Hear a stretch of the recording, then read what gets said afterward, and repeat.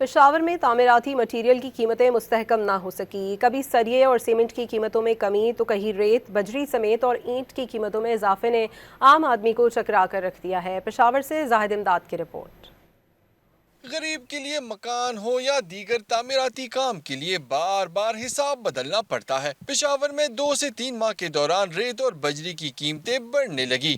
ریت بجری فی ٹرالی میں 200 سے 300 روپے تک اضافے کے بعد 5700، جبکہ 1000 اینٹ ریٹ 3000 روپے اضافے کے بعد 1700 روپے ہو گئے۔ باجری تھا وہ 5700 600 کے ہو گیا، ایک سیکڑا میں 400-500 روپے مہنگا ہو گیا۔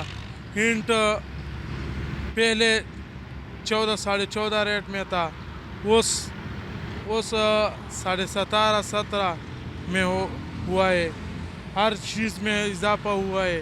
دوسری جانب سریے کی قیمت میں فی ٹن 15 سے 20 ہزار روپے تک کمی کے بعد فی ٹن 2,25,000 کا ملنے لگا۔ اسی طرح سیمنٹ بھی فی بیگ 250 روپے سستا ہو کے 1300 روپے کا ہو گیا، مگر موجودہ ریٹ سب بھی شہریوں کی پہنچ سے باہر ہے۔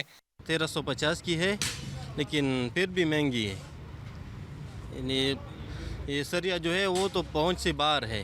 شہریوں نے حکومت سے مطالبہ کیا ہے کہ سریے اور سیمنٹ کے ساتھ ساتھ اینٹ، ریت اور دیگر تعمیراتی اشیاء کی قیمتوں کو کنٹرول کرنے کے لیے عملی اقدامات اٹھائے جائیں۔ کیمرہ مین اسفندیار انجم کے ساتھ زاہد امداد، ڈان نیوز، پشاور۔